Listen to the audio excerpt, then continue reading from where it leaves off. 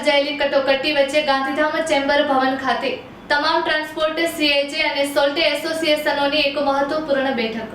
કચ્છ જિલ્લામાં ડીઝલની તંગીના કારણે સર્જાયેલી કટોકટી વચ્ચે ગાંધીધામ ચેમ્બર ઓફ કોમર્સ ખાતે તમામ ટ્રાન્સપોર્ટ સીએચએ અને સોલ્ટ એસોસિએશનોની એક મહત્વપૂર્ણ બેઠક યોજાઈ હતી।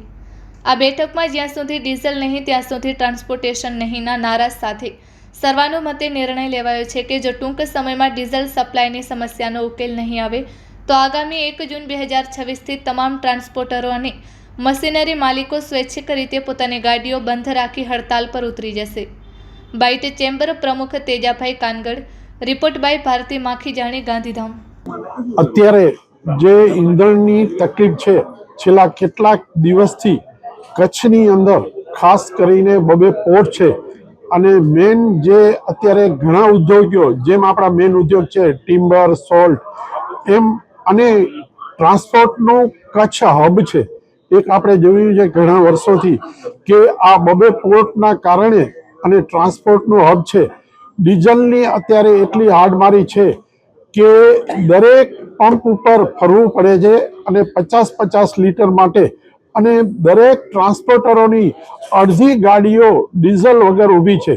તેના સિવાય પોર્ટની અંદર અત્યારે દરેક ટ્રાન્સપોર્ટના કારણે પોર્ટનું મૂવમેન્ટ આગળ પાછળ થાય છે, જેને પૂરતું ઈંધણ નથી મળતું। તો સ્વેચ્છાએ દરેક ટ્રાન્સપોર્ટરો, દરેક એસોસિએશનો બંધ કરવા ઈચ્છતા હતા, જેના કારણે આજે એક મહત્વની મિટિંગ ગાંધીધામ ચેમ્બર ઓફ કોમર્સમાં રાખી હતી, જેની અંદર સીએચએ અને શિપિંગવાળા, સોલ્ટવાળા, ટિમ્બરવાળા અને દરેક ટ્રાન્સપોર્ટ એસોસિએશનવાળા હાજર રહ્યા હતા કે કઈ રીતે અને કેમ ડીઝલ મળે, કારણ કે કોટાના કારણે પંપવાળા બી પૂરું ડીઝલ નથી દઈ શકતા।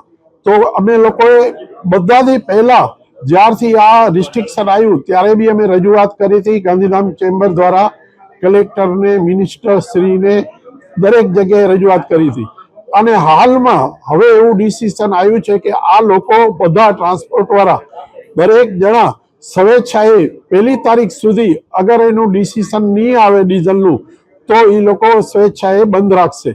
એનો ખાસ માંગણી એ છે કે ભાઈ જે અત્યારે પંપવાળાઓને કોટા છે એના કોટા ડબલ મળે અને એના સિવાય જે મશીનરી છે, કારણ કે આપણા કચ્છની અંદર મશીનરીનો એક બહુ મોટું છે કે ભાઈ ઘણી બધી મશીનરી છે, ખાસ કરીને લોડર, હિટાચી અને ક્રેનો પોર્ટના અને સોલ્ટના અને ટિમ્બરના દરેકમાં, એટલે એ બધા માટે બી મળે। કારણ કે અત્યારે એવી પોઝિશન છે કે ભાઈ મશીનરીવાળાને બિલકુલ ડીઝલ મળતું નથી, કારણ કે એ પંપ ઉપર જઈ નથી શકતા, એટલે એનું ડિસિઝન માટે આજે ખાસ મિટિંગ હતી।